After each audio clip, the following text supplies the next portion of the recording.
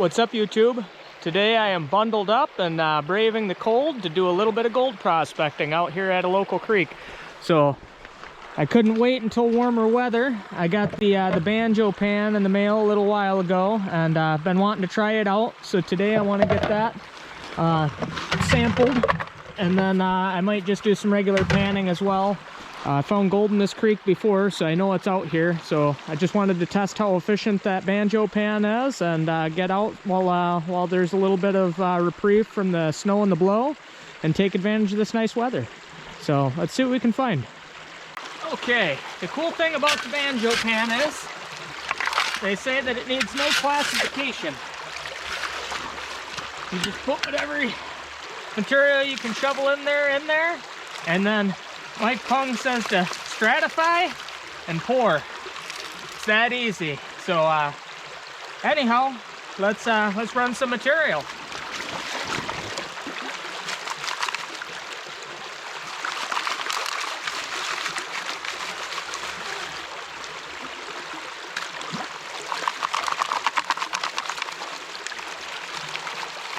Stratify and pour.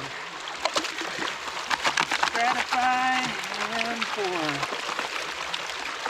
They say movement is the key on this to it being successful.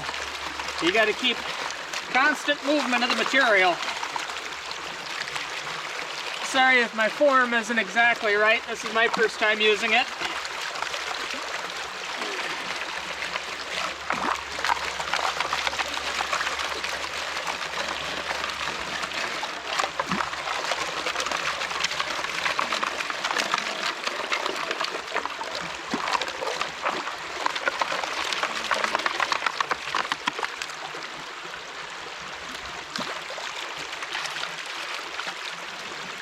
All right. Well, let's run some more material through. So the nice thing about this is it's got this vortex mat in there that is the same as the mat that's in the gold cube. It's got this little nugget catch pan right there. So if you got any really big nuggets, they should get caught right in there. The mat pulls out the front, so we're gonna run a bunch of material through. We'll pull the mat out the front, and we'll rinse it in that bucket. You can actually wash it all back into this pan and see if you have any gold. But since I brought an additional gold pan, we'll probably rinse it out, put it in that pan since I'm a little bit more versed with that style. And we'll see what we got. So, alrighty, let's get to it. One thing that I forgot to mention is, just like your standard sluice, I got excited and forgot to do it. You want to work your air bubbles out. So I got air bubbles in my mat there. So I need to wet that and get those air bubbles worked out of there so the gold doesn't go right over the matting and out the end.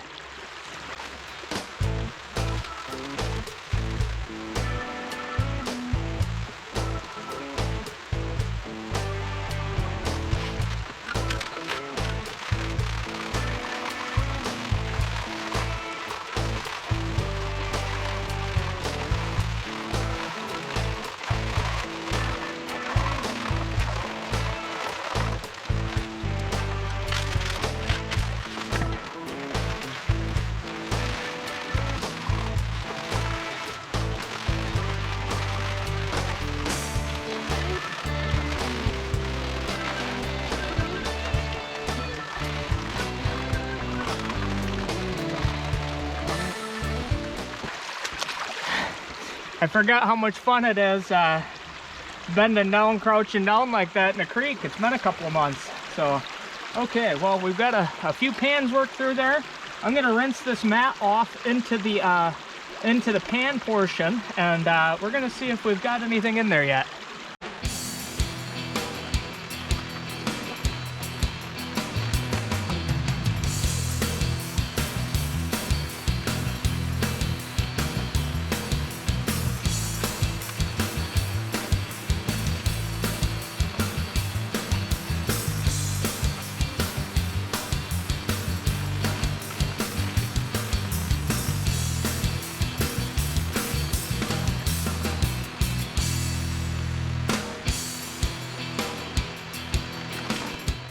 So I know the process looks a little clunky, and obviously I'm no expert yet, being that I haven't done it until just a few minutes ago for the first time.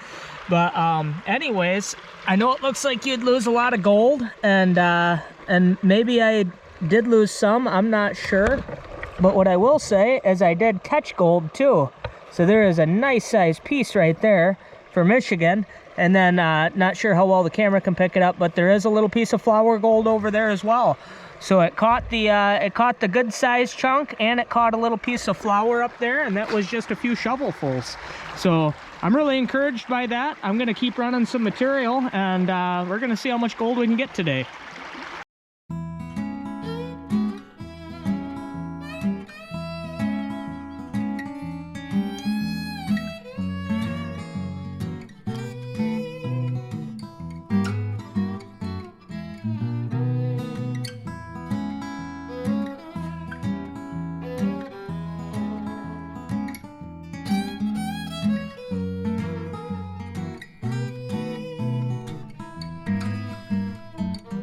Whew, forgot how much work hand panning actually is, but it's a labor of love, I guess, right?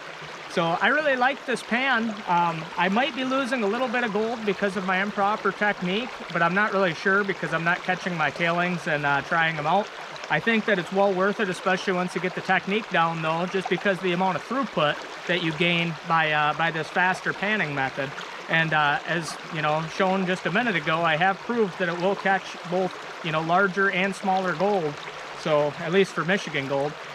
Really excited about this thing here. It's got the vortex matting on it, same matting as my gold cube, and I really like that matting. It seems to catch my gold really well, and I'm pleased with that. I have caught the tailings out of my gold pan or gold cube before and panned them, and that seemed like it did really well. I didn't find anything in my tailings, so that means the gold cube's doing its job. So I trust this matting here in the Banjo pan as well. And I'm going to use this a little bit more, take advantage of this nice weather that we're having today, and maybe try out a few different areas of the creek. Okay, unfortunately, I am on borrowed time at this point because I accidentally got too excited and got a little bit of water that seeped down into my boot.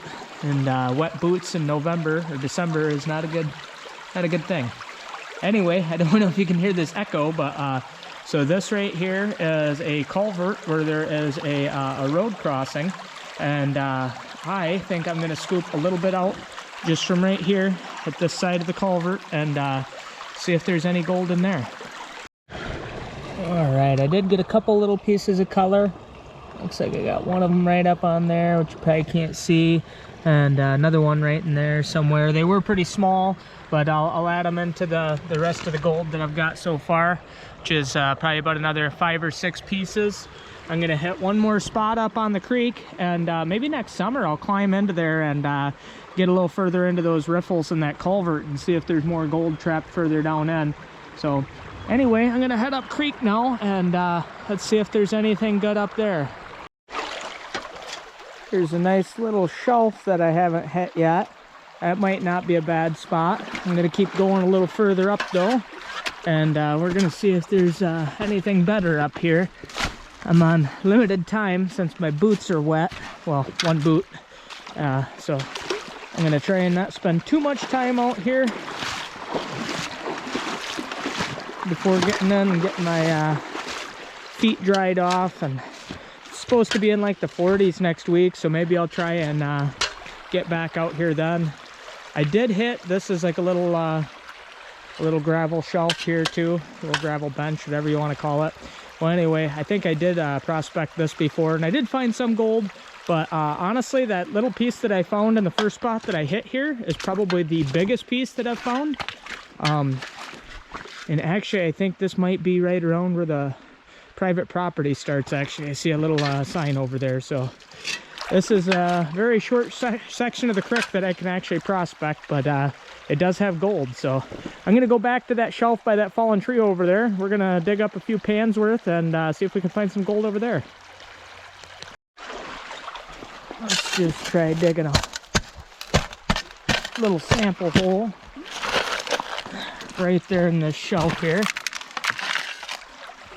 Let's do a few of those and see what we come up with. Okay, I dug a couple of different spots on the bench, one a little bit further up, one a little bit further down, closer to the creek. Didn't really turn up too much out of either one. I did a few pans out of each one, and yeah, it looked like I was doing better further down creek. So anyway, the next time that I come back, I'm going to probably hit that center gravel bar pretty heavy, because that's where I found that first really nice piece there. And I had to imagine that there'd be some more in that general area. So let me get everything into one pan and get it kind of cleaned up, and I'll show you guys how much gold we ended up with.